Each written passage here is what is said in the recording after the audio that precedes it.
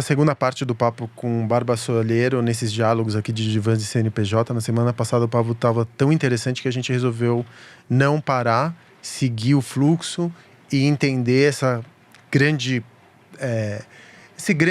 redimensionamento que o Mesa de Cadeira teve por conta da pandemia. Ela contou os impactos da pandemia no seu negócio, que tipo de problema mais comum que chega de uma corporação quando ela procura o Mesa de Cadeira. Grande parte das vezes ela está diante de um problema insolúvel com o ferramental interno que ela tem.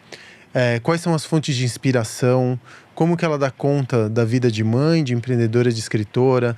Enfim, foi um papo muito nutritivo que a gente teve que dividir em 2 banquetes, porque só um banquete ia ser overflow de informação. Então aproveitem, eu adorei fazer esse papo com a Bárbara. A Bárbara é minha comadre, conheço ela há muitos anos e parece que só faltou aqui um bolinho de aipim e um cafezinho coado no coador de pano pra gente continuar esse papo. Então espero que vocês aproveitem tanto quanto eu aproveitei aqui conversando com ela. Né? A gente tava… E aí, como que você faz? Porque eu me lembro que era 20 pessoas, você soube essa história? Logo assim, no dia 1 da pandemia, pessoas? A gente infectou uma mesa inteira. Sério? Eu não A gente soube. achou que ia matar um cara. Tinha um cara de 67 anos. A gente tava fazendo uma mesa em Nova York e eu tava liderando. Na quarta-feira foi declarada a pandemia, né? Era dia 9 a dia 13, quarta-feira, dia 3, foi declarada a pandemia. Uma menina começou a ter febre. Quinta-feira ela foi pra casa. Sexta-feira a gente acabou a mesa mais cedo. Segunda-feira, o primeiro participante testou positivo. As 2 pessoas do meu time testaram positivo. Eu nem testei. Eu tinha entrado no avião, voltado pro Brasil com Covid, sem saber. Vetor. Infectei um bocado. Não, sim, entendeu? Porque eu não tinha a menor ideia nesse momento. Óbvio. Era desesperador, o estigma era fortíssimo. Você ligava pra todos os médicos, todo mundo falava, cara, fica em casa. Esse cara falando, puta, eu tô sem ar. A gente falava com os médicos, um cara que tava em Chicago. Eles falavam, não vai pro hospital, a não ser que você esteja, assim, para morrer. Entendeu? Assim, nesse momento, dia 16 de março de 2020, a recomendação era assim, não vá para um hospital a menos que você esteja a ponto de morrer. E, cara, foi um trauma muito grande pra gente. Foi um trauma, tipo… E aí, ao mesmo tempo, né, mostra ali, Denise Panicê, nossa líder global de experiência, assim, monitorou 20 pessoas durante todo o tempo. Várias pessoas falam, cara, como foi fundamental, assim, esse cuidado de só… A gente não tinha nada pra fazer, juridicamente tinha até de ter um certo cuidado. Nosso departamento, né, de jurídico falava, cara, tem que tomar um pouco de cuidado, porque vocês não são responsáveis, certo? Só que eu queria saber do jurídico, eu falava, claro que eu sou responsável. Se esse cara aí morrer, eu vou me sentir, assim, não importa o que você tá me dizendo, eu vou me sentir responsável para o resto da minha vida. Então, então foi isso, um trauma. E esse trauma fez com que a gente se movimentasse muito rápido para o formato remoto. E é um capítulo que eu tenho muito orgulho, porque a gente… E funcionou, Bárbara? A gente fez o que o método manda fazer. Que é assim, quando você tá numa grande enrascada, o que você faz? Olha pra essência. E aí você fica só com a essência. Então vou te dar um exemplo bem concreto. Comida. Eu falava assim, ó, se eu tivesse num podcast em 2020, janeiro de 2020, eu estaria dizendo, não, comida é um aspecto fundamental de resolver problema. Porque a mesa, a gente tinha uma filosofia de comida, a gente formou metade dos catering de São Paulo, se você for conversar, eles vão falar assim, Isabela Nardini, Juliana Cainelli, me formaram, me ensinaram que é comida.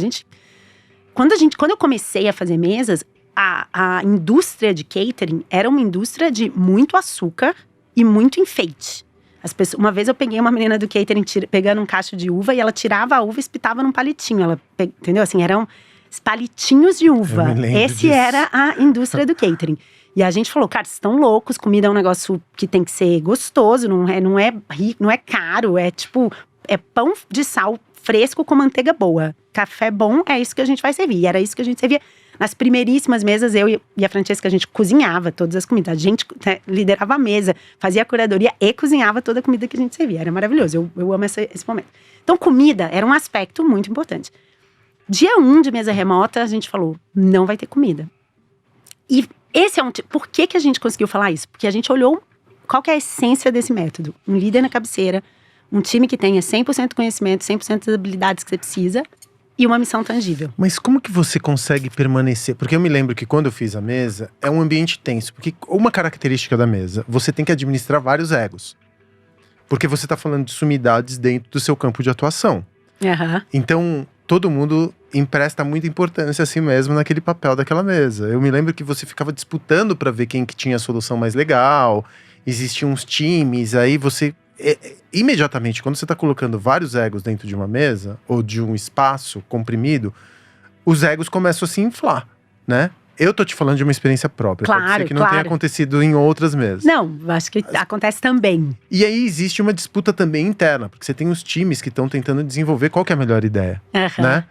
Tem uma coisa da recompensa da mesa, para quem participa dela, que é o fato, primeiro, de você ter participado de uma mesa, e segundo, de se colocado, eu não sei se também é uma coisa de macho alfa branco como eu sou, mas nesse campo da competição, entendeu? Interessante. Da melhor solução. Não é que você… Porque você sabe que você tá com os melhores cérebros dentro dos seus campos de especialidade, articulados na resolução de um problema. Então isso demanda uma energia de atenção, porque você tem várias coisas para fazer simultaneamente, muito grande.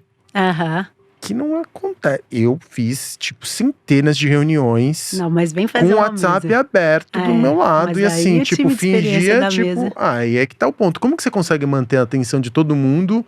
Porque se eu quiser simplesmente… Eu não consigo fingir atenção quando você tá na minha frente. Você também não consegue no Zoom. É que… Como? Então me explica. Não, como que você faz? Porque isso é uma… Tem que vir fazer, é isso. Mas 10 pessoas? 15 pessoas, 20… Eu fiz uma mesa que tinha 23 pessoas na sala. Dava um pouco de trabalho pro time de experiência, porque nem ficava… não cabia, né? Na verdade foi isso, era 23 fixo. E aí tinha dias que tinha 25, aí 26. Aí passava da telinha, porque acho que é 25 o limite do Zoom.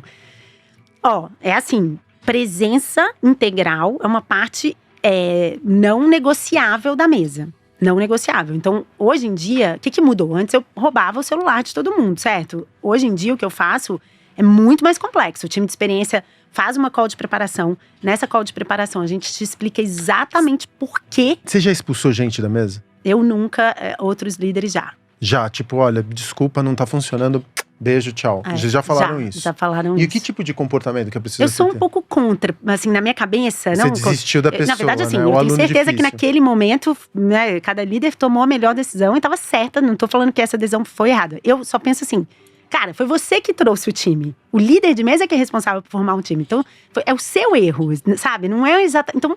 Porque você vai falar pra pessoa, vai descansar, se não te quero mais. Eu não sei, eu tenho uma sensação de que… como ser rejeitado pelo teu analista. Talvez, exatamente. Falar, não quero mais ser seu analista. Você vai embora, porque você não tá ajudando em nada, só tá trabalhando. Mas deixa eu te fazer uma pergunta. A gente tá falando muito de mesa, mas eu quero saber, como que surgiu a mesa? Qual foi o primeiro? Você era… editora da Capricho. Você estava na Capricho. Estava na Capricho. Abriu naquela situação ali, a gente não sabe se Não, era maravilha aquela época, 2006. 2007. Eu saí da Capricho em 2008. UOL também, né? Tava aquela coisa UOL, conteúdo. Era E a Capricho era uma das revistas mais vendidas, né? Ela que tinha mais negócios também. A gente dobrou a circulação da revista.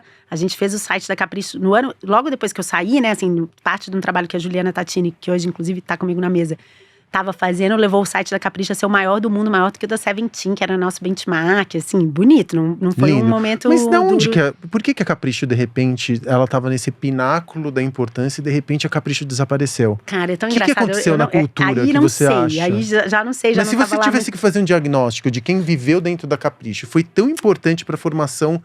Ela formou imaginário, formou gente, formou atores.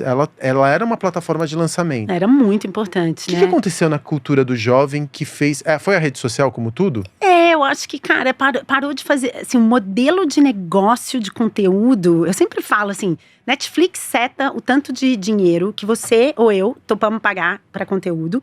E Netflix, assim, salva o seu relacionamento com 3 filhos, salva seu casamento, sua tarde com as suas amigas. Assim, te dá muito por aqueles R$39,90 que você tá pagando, entendeu? Então, você vai pagar R$12 numa revista. Parou de fazer esse, entendeu? Conteúdo. A gente parou de pagar conteúdo. Eu pago R$12 pra creator, por exemplo, mas que escreve boas newsletters. Hoje, em 2022, entendeu? Eu acho que assim, a gente viveu porque agora a gente já começa a ver que… Cara, não é de graça produzir conteúdo. Conteúdo bom, né, na internet não é tudo confiável. Entende que é um… E era uma previsão de vários analistas que falavam, você vai ter uma idade média de conteúdo e depois você vai voltar a conseguir… Mas a Capricho, acho que patinou ali num momento em que muito influenciadores, Mas, cara, eu nem sei, porque, de fato, eu abandonei muito o jornalismo, né? Assim, porque eu saí da Capricho, aí a história é, eu saí da Capricho e fui pra Fábrica, que é um centro de comunicação que a Benetton tem na Itália, onde eles fazem a Colors, que era uma revista que eu era muito, assim, né? Um pouco a revista dos meus sonhos. De sonho de todo jornalista, né? E daí, que fala de cultura. Acho que um pouco também de fotógrafos, é uma revista um pouco visual, assim. É um pouco publicitária, né? Assim, tem uma coisa também dos publicitários. E aí, quando eu voltei, quando eu tava lá, o Sérgio já era meu namorado, e a gente tava 2 anos separados, ou eu ficava lá pra sempre. A gente até tentou contratar o Sérgio lá na fábrica, a gente falou, vamos trazer o Sérgio. Só que o Sérgio, na época, era diretor de redação da Super, ele amava. Não tinha essa coisa. E a fábrica também não é um lugar… Dá pra ficar lá uns 10 anos, eu tenho alguns amigos que ficaram lá uns bons anos, e é um lugar que é tão maravilhoso que você não pode ficar muito tempo, porque senão você não consegue mais operar no mundo real, entendeu? Você não entende mais como é pagar conta, e como os caras… é muito… Então, quando eu voltei, foi uma coisa meio assim, quero inventar o meu próprio emprego. Eu tinha virado editora-chefe da Colors, então… Sabe, essa coisa de fazer revista, era assim, eu amo essa revista. Limite, né? Eu fiz o meu, sabe assim, eu gostava de… Super Capricho Colors. Que era a minha revista dos sonhos, eu virei editora-chefe da Colors. Aí eu pensei, vou inventar meu próximo trabalho. E aí tem uma semente, que é, quando antes de eu ir pra fábrica, o Sérgio pensou, eu vou tentar estudar alguma coisa. E aí ele falou, cara, de jeito nenhum que eu vou sair da Super, que ele amava, pra poder sentar numa sala de aula e ficar ouvindo alguém falar de exemplos perfeitos, situações hipotéticas. Então isso é uma semente muito grande da mesa, que é assim, o melhor jeito de aprender é trabalhando, não é, tipo, debatendo. E a fábrica teve uma coisa grande ali de muito multidisciplinar, de você entender, deu entender que a execução, ela não é uma etapa posterior à concepção. Então, assim, conceber e executar viraram a mesma coisa. E aí, sei lá, foi fazendo mesmo, assim. Eu lembro, essa fórmula, a mesa, o que é o método mesa? Um líder na cabeceira, ou seja, não é um facilitador, é um líder na cabeceira, alguém comprometido com o resultado, não comprometido com o processo. Um time que tenha todo o conhecimento e todas as habilidades e uma missão muito tangível, uma coisa que você tem que fazer. Essa fórmula foi escrita em 2010, no primeiro documento que existe da mesa. A primeira coisa que eu escrevi sobre a mesa foi um líder, um time… Na época era assim, um time muito diverso e uma missão. E uma coisa que você tem que construir. A gente fala hoje, algumas ponderações sobre isso. Às vezes a gente fala hoje da criatividade, que a criatividade já não é mais individual, ela emerge desse coletivo, dos conflitos, né?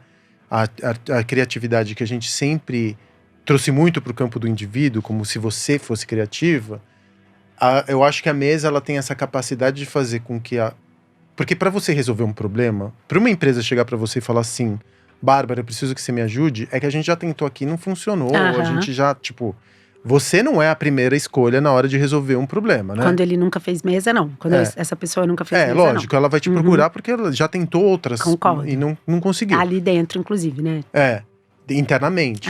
Então, porque você terceirizar também a resolução de um problema que é estratégico, como grande parte dos problemas que chegam para você, não é probleminha. É problema estratégico de marca, de produto, né? Mas é que a mesa não…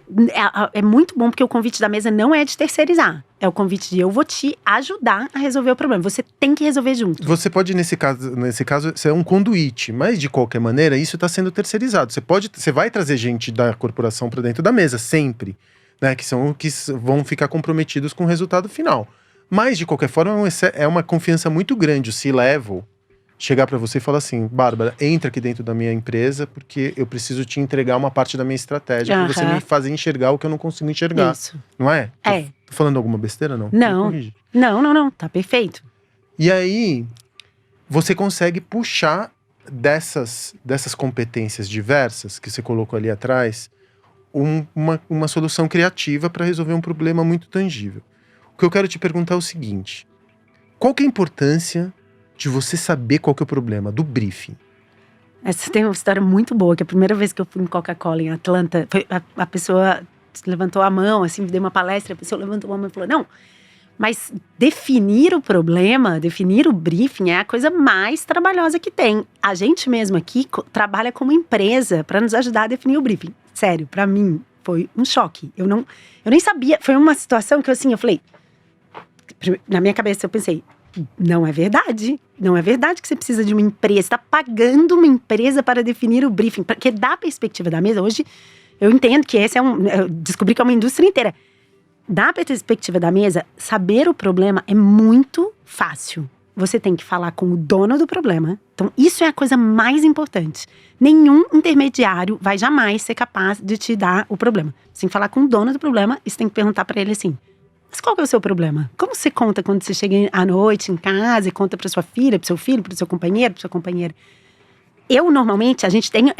Nessa palestra em Atlanta, eu falei: olha, eu preciso de 7 minutos com o dono do problema para saber qual é o problema.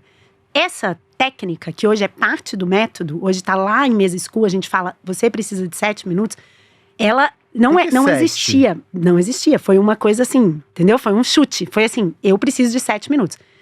Não é incomum na minha vida que alguém me ligue e fala assim: cara, vamos marcar uma reunião, eu queria te brifar. Vamos, me fala só rapidinho assim, qual que é o problema? Me fala meio rapidinho, só para eu saber qual líder eu levo comigo, né? Que é o líder. Aí a pessoa fala, eu chego com a proposta preliminar pronta. E aí, por que isso é possível, Facundo? Porque o único jeito de resolver problema é se você mirar na essência do problema. O que é um briefing?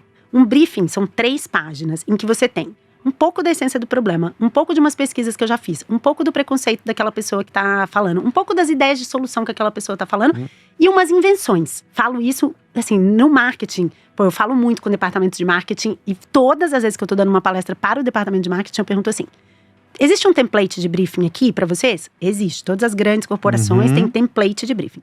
Nesse template do briefing tem escrito target, né? Audiência que você quer alcançar?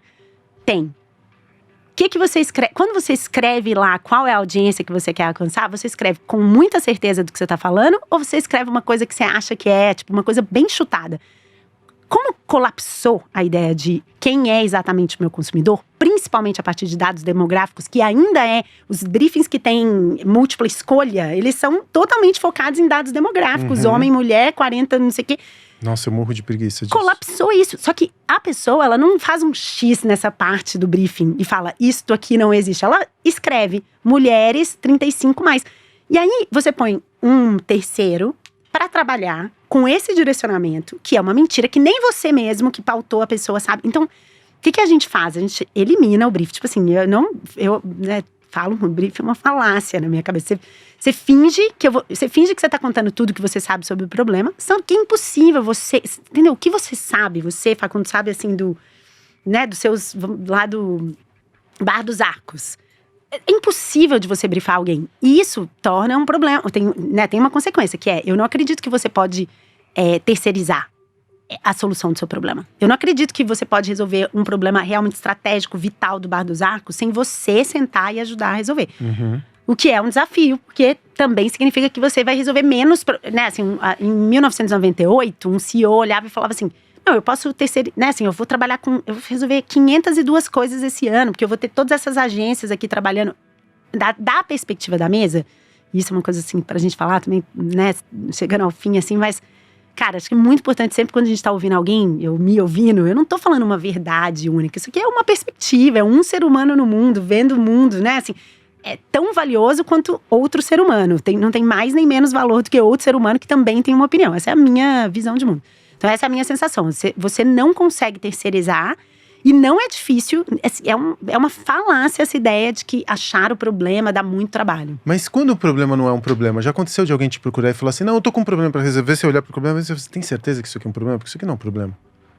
Tem alguma coisa desculpa. Não, vai lá. Do CMO que usa da marca Mesa e Cadeira para mostrar para os stakeholders que ele está trabalhando num problema que é artificial, mas que isso, dentro da prática e dentro do campo do show-off, de mostrar que você está se preocupando, você é usada como uma marca para mostrar para o CMO que ele está preocupado com um problema que muitas vezes não existe. Já aconteceu isso? Eu percebo, às vezes, assim, quando a gente começa a fazer em corporações muito grandes… Isso é uma grife, né, cara? Em corporações muito grandes, quando a gente começa a fazer…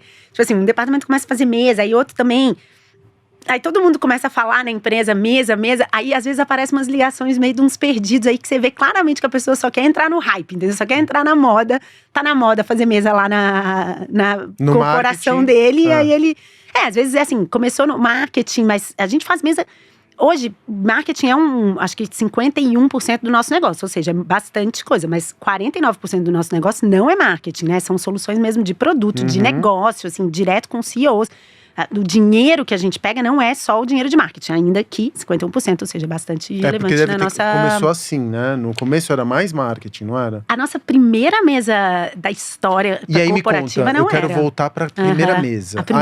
Eu quero a primeira, me conta da primeira. Que aí, o que eu achava? Lá no começo, eu não achava que eu estava criando uma coisa que as pessoas iam me trazer problemas. Eu achava que eu ia olhar para o mundo… achar os melhores líderes. Então, existe ainda, a gente chama de mesa de artistas. Essas mesas que a gente faz até hoje. A gente acabou de colocar uma no mundo anteontem. O projeto que chama The Institute of Black Imagination, que é um projeto de um cara que chama Dario Calmese, maravilhoso, um artista americano, fotógrafo, maravilhoso. E ele, então, é isso que a gente fazia. Dario, eu falava com o Dario, falava assim, cara, você é incrível, você é um dos caras mais interessantes construindo o mundo hoje em dia. Tem algum problema que você quer, algum desafio, projeto que você quer colocar no mundo? Eu vou te dar um time e o tempo e o espaço e os recursos para colocar esse projeto de pé. E aí, nesse modelo, as pessoas pagam para trabalhar com o Dario e aprender trabalhando. Eu não sabia.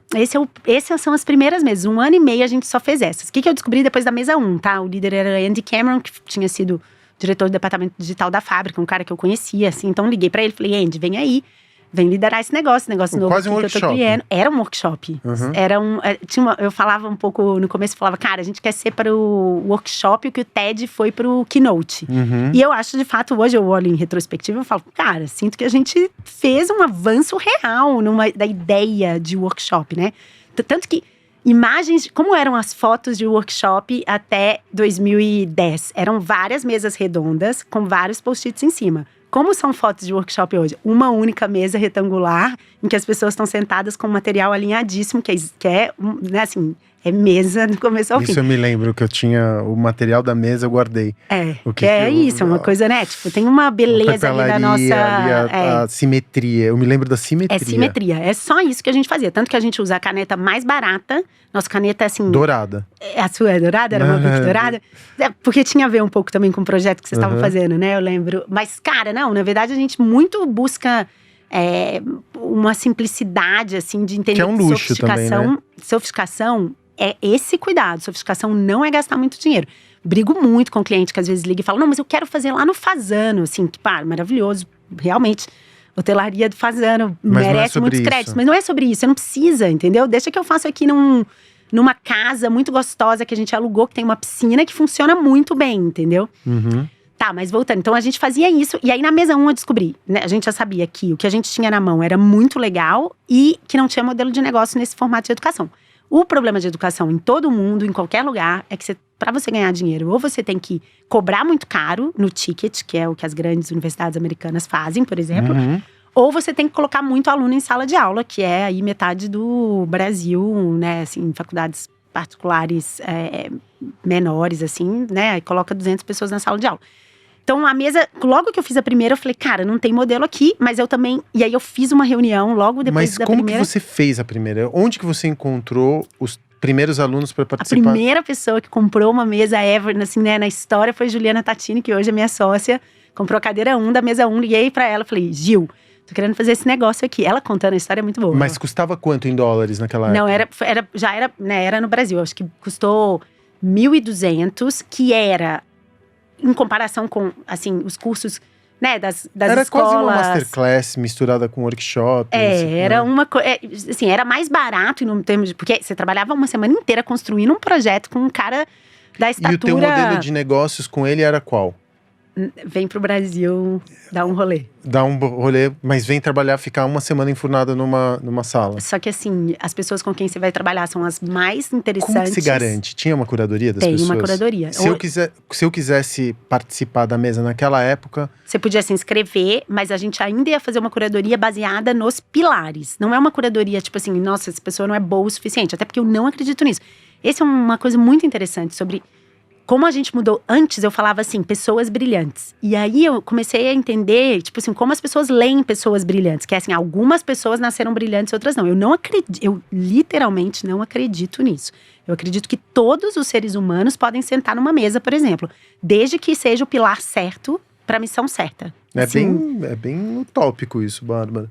Cara, eu vejo, por exemplo, quem roda mesas dentro do próprio time. Tipo, tem muita gente hoje com Quem método foi a pessoa aberto. que você mais chamou para participar de uma mesa? Quem é o campeão de participação em mesas?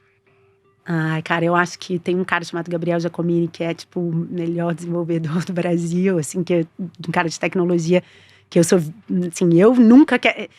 Todas as minhas mesas que tem alguma coisa de tecnologia, é a primeira pessoa para quem eu ligo, entendeu? Eu falo, vem aí fazer comigo, eu sinto uma segurança muito grande, eu acho ele uma mistura de… ele é muito bom da tecnologia, de construir qualquer coisa que você quiser, ele constrói, e ele é muito bom de produto, de front-end, assim, é o meu… Quem mais? Acho que, sei lá, a Jo Mendes, redatora, diretora criativa, faz muita mesa. A gente deve ter essa lista lá, quem mais? Mas tem as pessoas que eu tô assim, namorando há 10 anos pra fazer uma mesa. Também tem, entendeu? De quem você ouviu mais não pra fazer uma mesa? Eu acho que tem esse cara, Kevin Slave, um americano que eu gosto demais, que começou a fazer games lá, quando o game digital era uma coisa arqueológica, sabe? Assim, ele tá lá desde os primórdios. Eu acho ele muito interessante. Quem mais? E ele só te deu não até hoje? Sabe quem me dá sempre me deu não? Agora nem responde mais nos e-mails. A Maria Popova, do Brain Pickings, que também eu amo.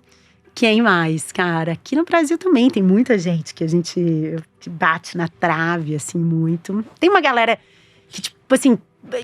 eu sempre sinto uma mistura quando uma pessoa fala, não, agora tem esse trabalho fixo. Eu falo, não, muito bom pra você, porém muito ruim pra mim. Então tem umas pessoas que às vezes faziam muito. E Monique Evely, por exemplo, que a gente ama de paixão, é líder de mesa, lidera a mesa com a gente. Pô, faz tanta coisa também hoje em dia que sim, quase… E aí, gigante, né? E aí é interessante também, que assim, ela diz sim pra uma mesa, desde que seja uma mesa muito… um desafio que a desafie muito. Que tem um pouco a ver, voltando para aquela pergunta assim, por que eu tenho essa obstinação por estar resolvendo problemas cada vez mais complexos? Eu amo… Pensa que eu comecei porque eu podia ligar para uma pessoa e falar, Dário, vem aqui que vamos resolver um problema seu. Monique, vamos resolver um problema… Assim, vem trabalhar comigo. A ideia é de que eu posso passar uma semana trabalhando com essas pessoas. E quanto mais desafiador, quanto mais difícil é o problema que eu tenho, mais bem-sucedida, assim, mais chance eu tenho de uma pessoa muito ocupada me dizer sim, entendeu? Mais, porque a pessoa não vai parar para resolver um problema mais ou menos.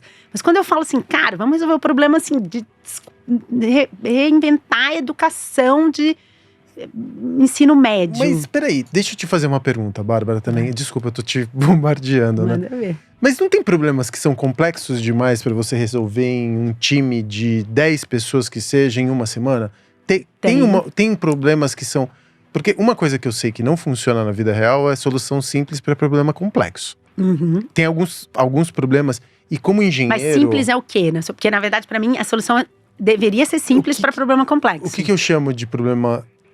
de solução simples? Eu sou engenheiro e eu falo em energia. Eu não falo de energia de forma mística. Eu falo de quantidade de energia que você emprega para resolver um problema. O engenheiro, ele vai tentar resolver um problema. Agora, a gente sabe que muitas vezes um problema ele tem múltiplas soluções. Sempre tem múltiplas soluções. Eu não vendo a resposta perfeita e única. Eu vendo uma resposta excelente. E às vezes, você gasta mais energia. Quando a resposta é ruim, ela gasta mais energia para você resolver o problema. Ela gera mais problema do que o problema que você está tentando resolver. Perfeito. Isso acontece muito na engenharia também. Às vezes você acha que você está resolvendo um problema e você está gerando múltiplos outros no caminho da solução. A mesa tenta evitar isso ao trazer 100% dos pilares. Pensa que assim… alguém me traz um problema. Eu tenho que ser capaz de olhar para aquele problema e fatiar ele em todas as variáveis que o tornam complexo. Então, por exemplo… Qual é o número de participantes de uma mesa? O número, assim, ideal mágico é 12. Eu acabei de sair, a minha última mesa tinha 23 pessoas. É o problema mais complexo com o qual eu já lidei na minha vida. Qual que era o problema? Você pode falar, não? Não tanto assim, educação, ensino médio. Reinventar… Uau! Entendeu? Assim, né? Esse um moleque de 3… Entendeu? Porque assim, você olha a Pina e fala…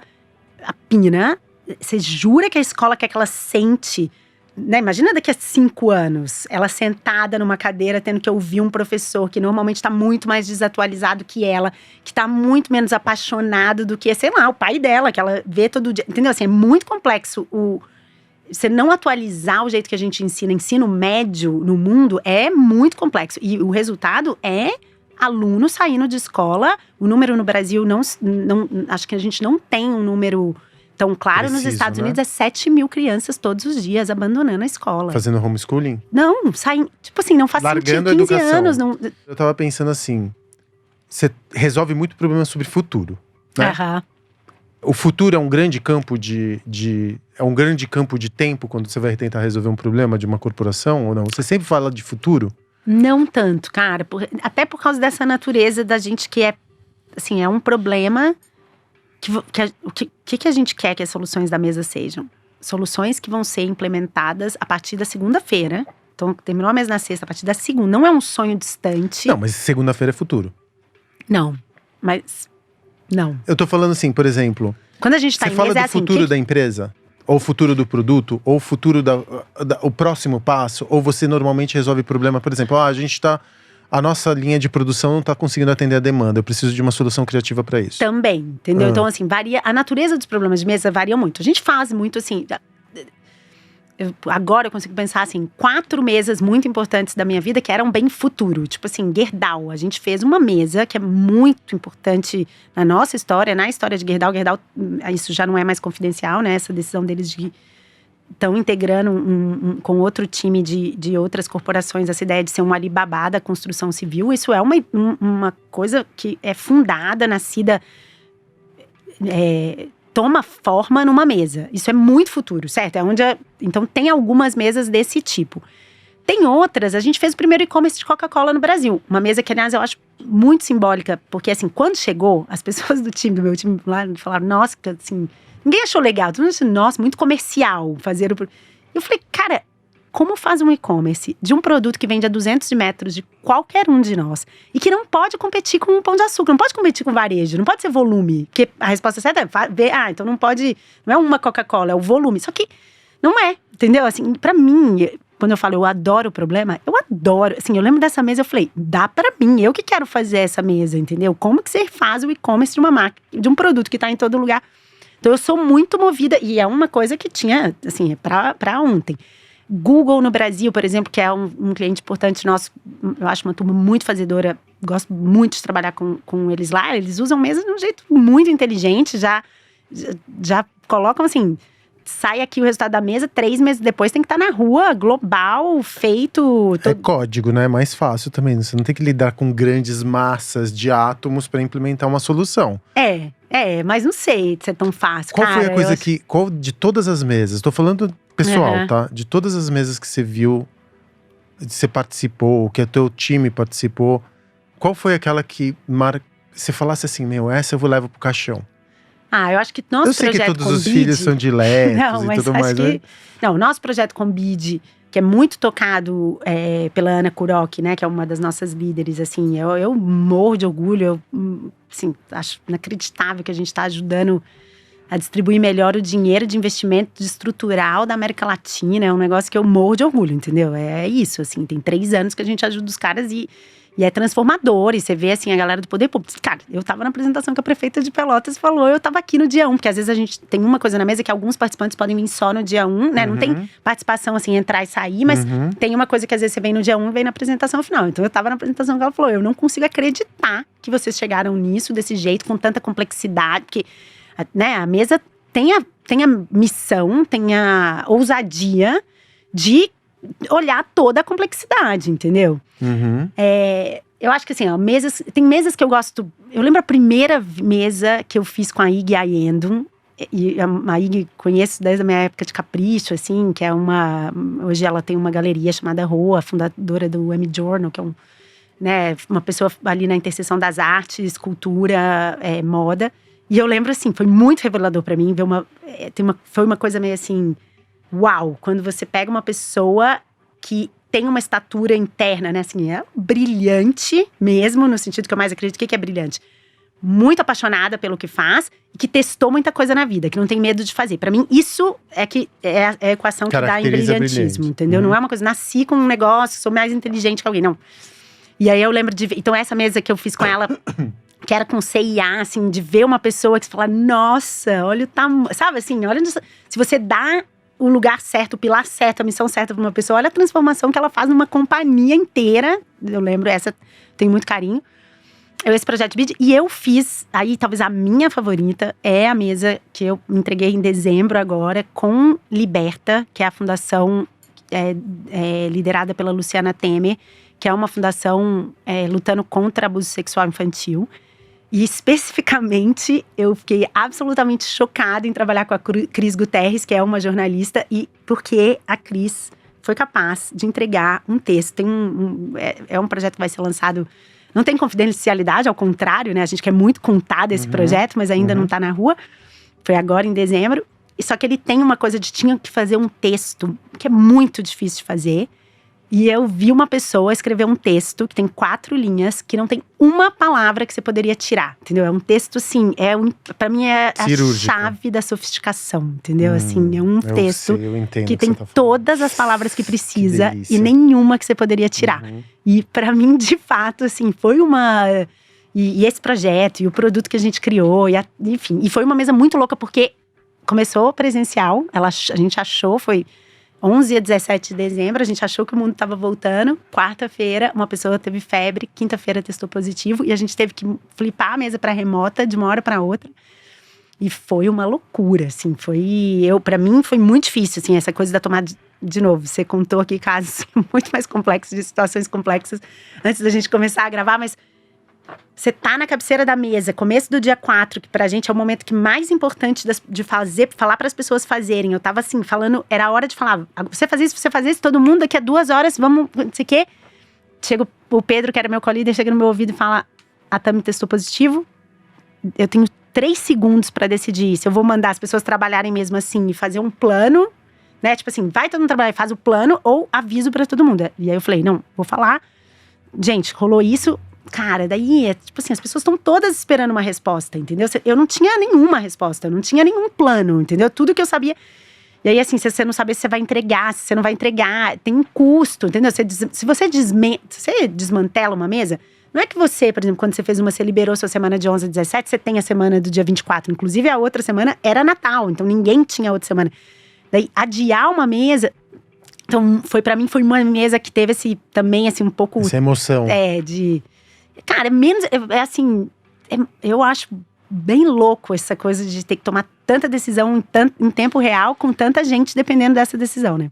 Enfim, então, Liberta, talvez seja a minha escolha. Agora você, Bárbara, falando de você. Você tem a mesa que ocupa uma boa parte do teu tempo ativo. Né? Tempo consciente. Você tem a tua família, que é uma complexidade, né? 3 meninos pequenos. Entre 4 e 8. Exato. Porra. Demandam muito. Demandam muito. E eu aposto que bilhete na lancheira da escola, entendeu? Eles demandam um bilhete, né? Assim. O Sérgio trabalha de casa? Estamos mais de casa do que… Mais de casa. Bom, então ele também te ajuda na divisão das tarefas domésticas. Ele é um pai. Ele tá ali, bem pai. E aí, quando que você se educa? Quais são as suas fontes de inspiração, educação? O que você lê? Pensa que eu só leio ficção. Então essa é uma coisa também sobre mim. Cara, eu gosto muito de ficção, sabia? Eu acho que eu aprendo… Essa é uma coisa… Eu mudei agora, durante a pandemia, eu comecei a ler não ficção. Eu sempre tive muita preguiça de ler não ficção. Especialmente livro de negócios, sobre criatividade, esse tipo de coisa. Eu acho um porre. Mas porque eu também estava escrevendo um outro livro, eu falei, bom… Eu nunca… Inclusive, não li o seu ainda, que é um erro, tenho que ler, preciso ler. Não ficção, não leia, tem coisas melhores para você ler. E aí, eu tenho certeza que a tua pilha de livros a serem lidos não é pequena. É infinita mesmo, né? Você olha infinito. E fala, cara, tem tanta história boa. Além da ficção, como que você se educa? Cara, como você se refina? Imagina, eu trabalho você trabalha na ponta, entendeu? né? Eu trabalho, eu sento e trabalho com as pessoas, entendeu? Eu sento com a pessoa que faz um texto que não falta uma palavra, eu aprendo, assim… É um negócio, é uma sorte, é onde eu me alimento, assim, né? Eu, por exemplo, o que eu sou? Eu sou líder de mesa, tá? Tipo, qual é o meu cargo dentro da empresa hoje em dia? Eu sou líder de mesa.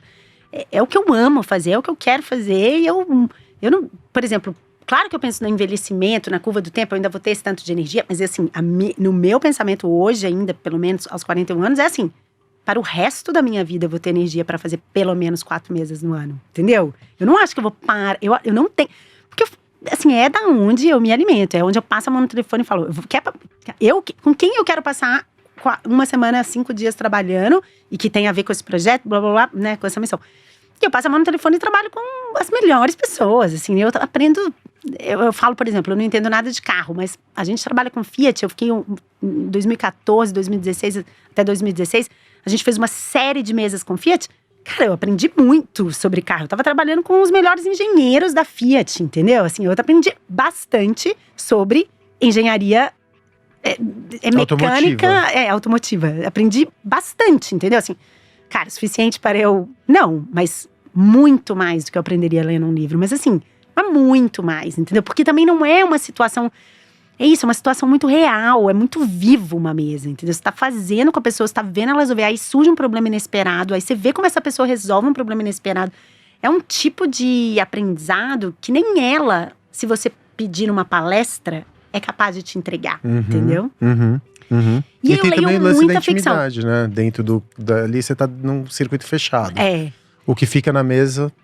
se o que acontece na mesa, fica na mesa.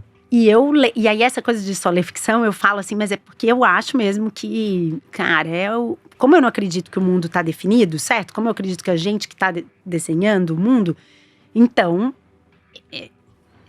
assim, as coisas que ativam a minha imaginação e não esse território da informação, são as coisas que me dão mais ferramental.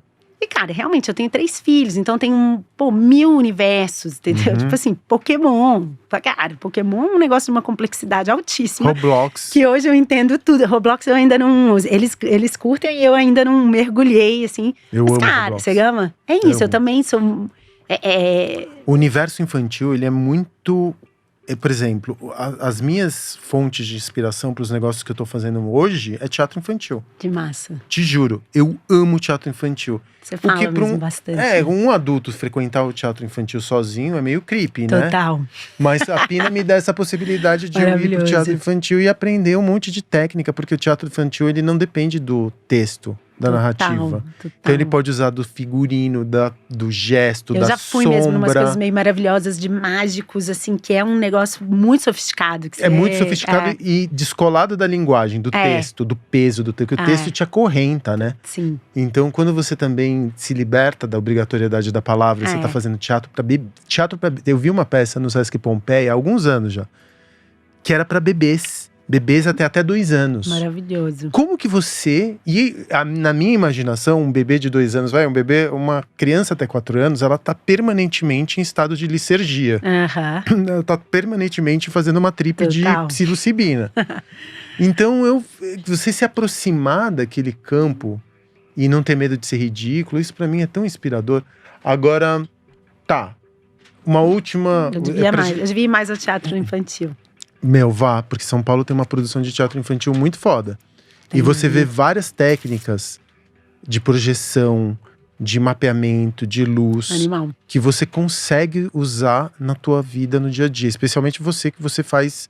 Você também é uma produtora de espetáculos, né? É importante você também ter… Tem uma coisa do universo, né? Do universo. Eu ainda sou muito da palavra. E eu acho mesmo que é um músculo que talvez, assim, outro músculo para exercitar mesmo. Mas uma coisa que todas as pessoas que dominam muito a palavra não tô querendo dizer que eu domino nem nada disso, mas você vê a beleza do além palavra. Total. Quando você consegue você já entendeu que a palavra ela liberta, porque se não tem nome não existe, mas ela também aprisiona. Porque quando ela dá nome, ela forma um arquétipo, ou ela cristaliza aquilo. Então ela tem essa coisa que é libertadora e ao mesmo tempo opressora, e quando você atravessa isso e vai pro além palavra, e ainda tem significado, é muito bonito. Fonte de inspiração. E aí a última, pra gente encaminhar já pro fim dessa conversa, que foi em 2 episódios, porque ela tava muito… Falamos muito. A gente, e é delicioso conversar com alguém que domina, primeiro que domina a sua arte, que também tem que é uma pessoa que domina vários assuntos. Quais são as grandes ansiedades das corporações quando elas chegam hoje? O futuro causa muita ansiedade, a cultura, as transformações que são muito rápidas. O que provoca ansiedade nos dias de hoje? Quando você chega com uma corporação para resolver um problema,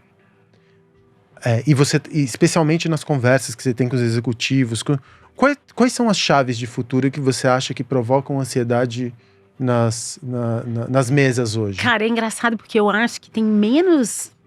Assim, o que eu tenho mais sentido ser a chave da ansiedade é a clareza que a essa altura todo mundo já tem. Lá quando a gente começou em 2011 não era claro assim para as pessoas, mas que elas estão desconectadas da realidade, sabe assim, elas estão ali num ambiente corporativo fechado. Isso eu acho muito claro. E sabe, elas estão tanto que eu diria que hoje a maior parte dos CEOs, VPs, a altíssima hierarquia das empresas está muito aberta para parar e trabalhar 5 dias numa mesa. Quando há 5 anos me dava muito trabalho. Quando alguém me trazia um desafio que, né, se o problema precisa do tomador de decisão final dessa organização, eu não entro na mesa sem o tomador de decisão final da organização. Às vezes é o CEO e, né, assim, quem me trouxe o problema foi o departamento de inovação. Eu falo, bom, precisa. Ele fala, não, de jeito nenhum, meu CEO vai parar 5 dias, já aconteceu. Eu falo, então não tem mesa. A gente não faz mesa se não tem mesa, né? Você não tem o responsável pelo problema, né? Pra mim, do ponto de vista do líder, é assim, eu só entro em mesa, eu sou obstinada pela entrega do resultado. Então, se eu não tenho tudo o que eu preciso, se eu já sei que eu não posso entregar resultado sem a pessoa que toma decisões finais, eu não entro na mesa, entendeu? Porque, enfim… E hoje, eu tô vendo esse movimento muito forte, assim, os CEOs, os VPs, a altíssima hierarquia já falando, por favor, me senta 5 dias com essas pessoas que estão lá Isso fora. Isso é muito foda. Porque, cara, assim, a galera tá vendo que o movimento tá acontecendo no jet ski, entendeu? Então, às vezes, eu tenho empresas que são, assim, o topo da inovação, já são… Né, as techs brasileiras, assim, que já vem pra gente falando, vamos fazer uma mesa aí que eu quero ver o que a galera tá fazendo, assim, lá da ponta de tecnologia, sabe, assim, eles conseguem ver que tem muita coisa acontecendo e que eles estão desplugados. Que não era uma realidade há alguns anos. Então, pra mim, esse é o lugar onde eu mais sinto que é a ansiedade, entendeu? Entendi. Não, o que você fala tem muito sentido, porque grande parte das vezes que eu falei com executivos… eles são tão acolchoados por pessoas que falam… É meio como o mito da caverna, né? Parece que o cara vê o mundo através de sombras, e as sombras não refletem a realidade ali fora. Até quando você fala assim de público-alvo… Sabe uma coisa que… Público-alvo, eu tava tentando lembrar. Isso me incomoda pra cara. Pra quem que é? Pra millennial. O que é um millennial no dia de hoje? O que é um Gen Z? O que é um boomer? É para classe A. Você fala, meu amigo, olha vamos só. Começar? No TikTok, o usuário de TikTok classe A é quem? Porque, assim, é uma loucura, entendeu? Assim, até eu acho mesmo, é isso. E os caras estão vendo. Quando você chega nessa segmentação de público-alvo, já acho ruim a ideia de público-alvo. Porque você tá trabalhando como se fosse, né, prática de tiro ao alvo. Pro teu público você acertar. E a metáfora é essa. Né? Qual que é o público que você vai acertar? E aí você fala assim, não, é geração Z. Fala, amigão, deixa eu te falar uma coisa. Hoje, rede social te permite uma estratificação por comportamento. E não adianta você falar que geração Z é… que o tiozão é conservador e geração Z é libertária. Você tá vendo aí um monte de gente que é jovem e que é de ultradireita, né? Mal educada, de ultradireita, que não tá nem um pouco preocupada com… tipo, emancipação dos direitos políticos de grupos oprimidos e o caramba quando. Então não dá pra você falar que determinada gente que nasceu durante esse período de tempo tem esse comportamento macro. E essa coisa né, quando eu falo lá do briefing, que é isso, a galera escreve qualquer público-alvo que acha que tem que saber. Muitas vezes em mesa, você vê um comportamento que a galera quer ficar discutindo o público-alvo. Eu sempre falo, não vamos discutir público-alvo. Eu te prometo que no final da mesa, quando você vê o resultado, se você… Mas é muito importante o teu slide público-alvo. Eu falei, quando a gente te mostrar o resultado, você escreve o público-alvo que você achar que deve. Que conversa. Entendeu? Mas assim, eu não vou parar para discutir público-alvo. Isso aí eu diria para qualquer pessoa hoje. Não pare, não acha que você tem que ficar 2 semanas, contratar uma consultoria. Isso aí é todo esse lugar onde as pessoas vão… E aí vai escoando um dinheiro, às vezes eu sou crítica desse lugar, de escoar um dinheiro, escoar… Mas pra mim, o que eu acho mais crítico de escoar é essa energia de conexão com o trabalho, Facundo. Que tem um pouco a ver com a conversa que a gente estava falando antes do burnout e tudo mais. Que é assim, na minha visão, se você começa a…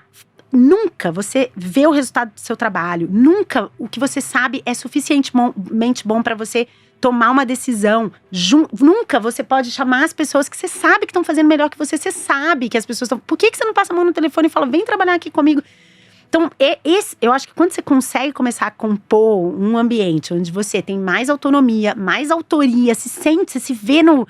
Tem uma coisa sobre trabalho e a mesa que eu comparo muito com fazer um bolo, assar um bolo. Tipo, não existia, agora existe. Não existe recompensa maior para o ser humano. Não existe, isso que a gente sente quando você vê uma coisa em frente de você. E por isso que eu falo, não tenho tanto sofrimento.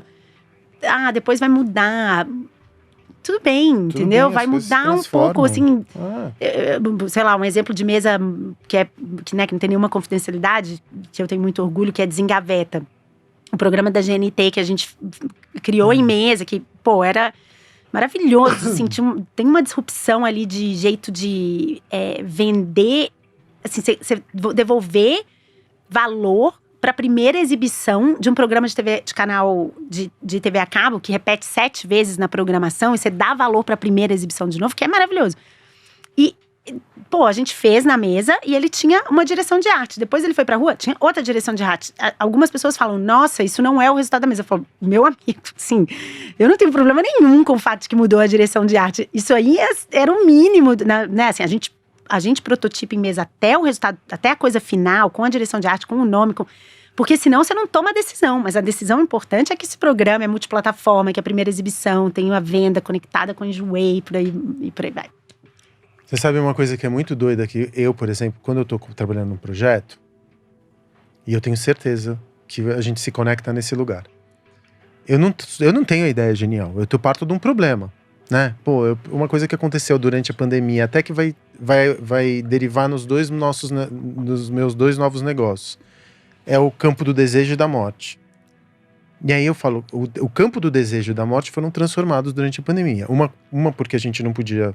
Enfim, você tá numa relação estável, mas quem não tá numa relação estável não podia se encontrar porque tinha medo da contaminação e, portanto, da morte. Então, existia um risco no encontro com os outros. E o campo da morte, que acabou virando uma coisa muito próxima, né? A gente sempre… À medida que a gente vai envelhecendo…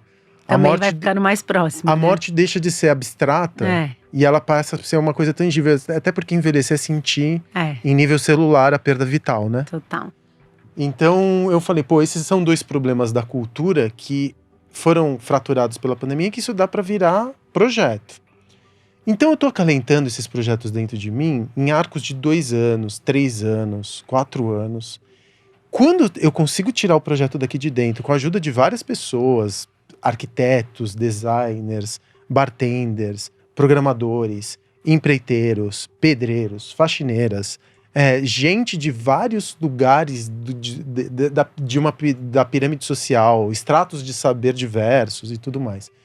Quando tudo isso conflui para um projeto e eu entrego gente de rede social que comunica o caralho a 4, quando você coloca isso e as pessoas podem habitar aquilo que foi produzido, que um dia existiu só na tua cabeça, ou só na cabeça de múltiplas pessoas, cada um imaginando de um jeito. E quando você vê aquilo sendo habitado e sequestrado por outras pessoas, porque você pode pensar que vai ser desse jeito, mas quando é habitado por outras pessoas, isso vai ser transformado.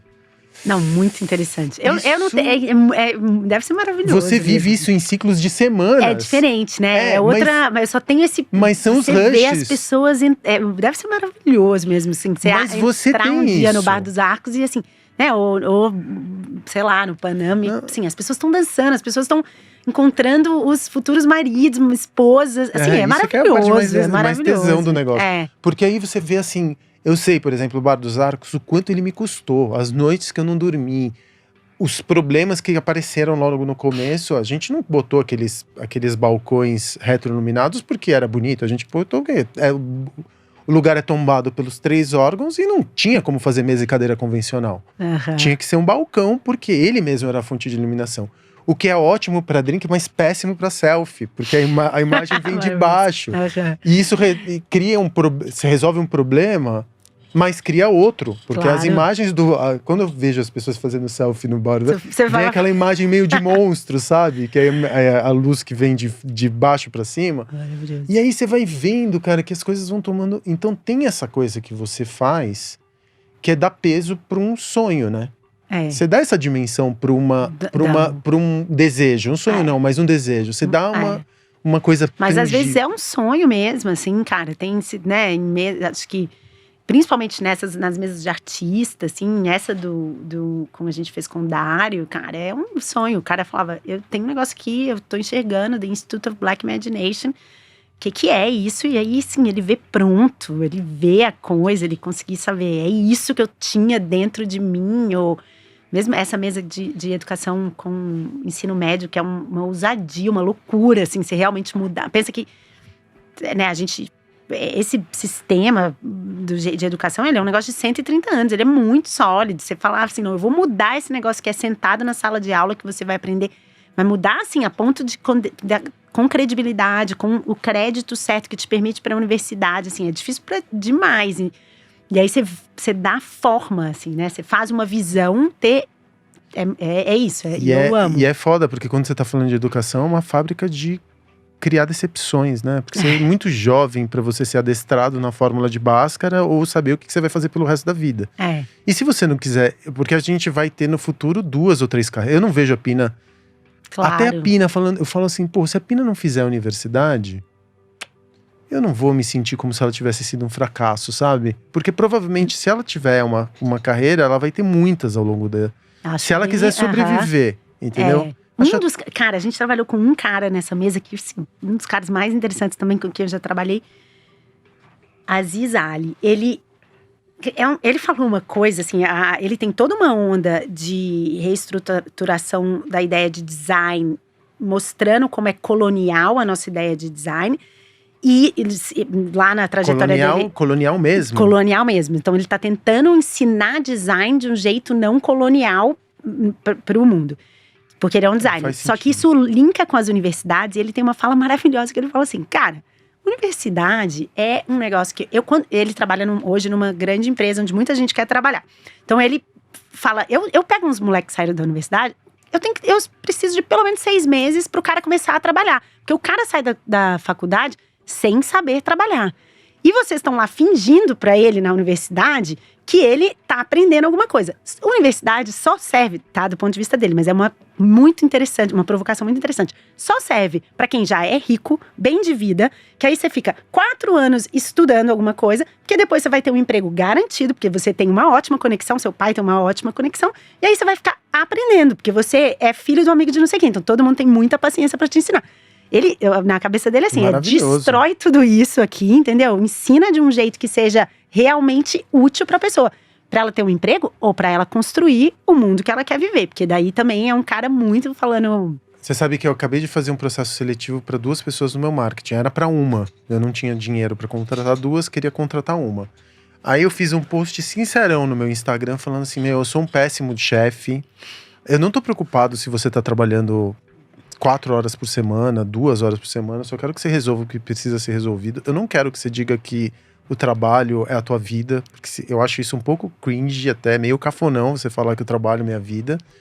Bem, fiz um post sincerão, recebi, para uma vaga, eu recebi mais de 3 mil currículos. E aí… Daí é um problema também, né? É um problema, você fala, como que eu vou resolver? Como é que eu vou ler 3 mil currículos? Meu e-mail ficou completamente saturado bom, enfim. E você sabe que até o final, até o último momento, e aí a minha maneira de solução é o seguinte, eu tô com um problema para vender tal show em tal lugar. Como que você resolve esse problema? Eram 3 problemas que eu pedia para as pessoas resolverem, desde que elas estivessem encaixadas naquelas expertises que eu esperava delas. Até hoje eu não sei se essas pessoas se formaram ou não. Esqueci de perguntar. Não, eu acho ótimo. Aliás, eu nunca soube se elas tiveram graduação, se elas fizeram… Aí no final das contas era tanta gente boa pra trabalhar que eu tive que escolher 2 pessoas. Eu falei, vou contratar 2 porque eu não consigo escolher entre uma e outra. Mas esse é um lugar onde eu acho muito assim que a ideia esse tem que colapsar mesmo essa ideia que a universidade que você estudou. Claro que ela te adianta, né? É uma pessoa bem acho que ela te formada. pauta a leitura, né?